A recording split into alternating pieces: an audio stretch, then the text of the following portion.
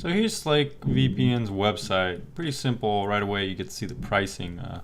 Right now monthly pricing is $10, the yearly pricing is going to be $48, and the 3-month is going to be $20. This is pretty good pricing, especially for the yearly and the 3-month pricing scheme.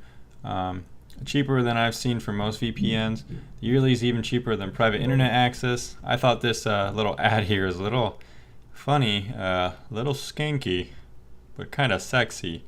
Here you're going to find some more options about their, encryption and stuff like that. They say they use this thing called Hydra.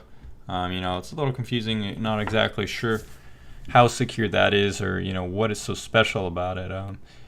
Although later on in the application I do note that you can't really play around with the cipher or anything, so that's worth noting. It's not super transparent, what kind of encryption they're using besides, this kind of Hydra buzzword. So you can see the pricing down there as well, and some of the features are advertising. So you can just some basic things about VPN here as well. It seems like they're really pushing forward the sale, but the pricing for me, really pretty ordinary except for the, yearly and other commitments seem pretty good. Good news is that you can pay with Bitcoin, as you can see down here. Not too many other cryptocurrencies supported though. Its traditional payment options are also there if you're into PayPal or a credit card, and pretty much just put your email in, and after that, once you do that, you're going to get this thank you message. For me, I paid with Bitcoin, and it actually took quite a while to get this to this far. I think it took around an hour, but once you get here, you're going to download the client and just install it like any other client that you would install. Installation is pretty easy and painless.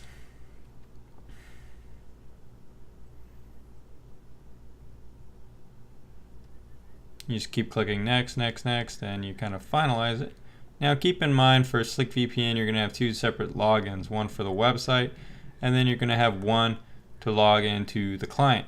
Now this isn't my preferred method of in usage, but some of the VPNs out there seem to like using this. My favorite is if you could have the same password for the website and the VPN. I think that's just a better system overall. So now here we go, we have the application. So once you get here, it's pretty self-explanatory. You're going to login information, and you're going to have a connect bar, and then you're going to have some information down below about kind of like your logging in and connecting and stuff like that. So that's pretty basic. Main front page. Overall, an okay looking app. Kind of a lot of information there that you don't really need to see, but it's kind of cool with the gecko up there. And you see in the top right that I am connected, and I do like this map, how it kind of has some outlines. It has a speed test, but you can't use that with your VPN active for some reason. And now you have some other settings down here you could play with.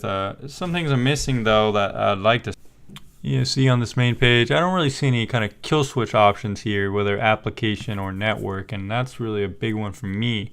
Additionally, I like to see some script support or proxy support, or even some dedicated IP address integration, even more ways to control the app, but none of that's there. So we're just going to go ahead and do a speed test now, just to see what kind of speeds you're going to get connecting to an ideal server with Slick VPN. And 21 ping is really good. The speeds are quite good so far.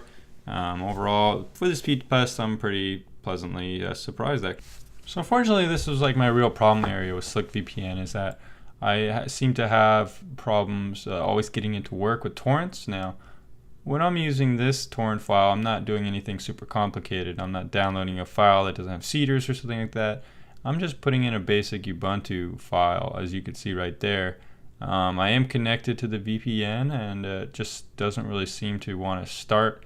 I try force resuming, doing all sorts of tricks, but nothing I really do gets it to work. Now, for some reason, later on I actually get it to work, but I'm not really sure why or what's the problem.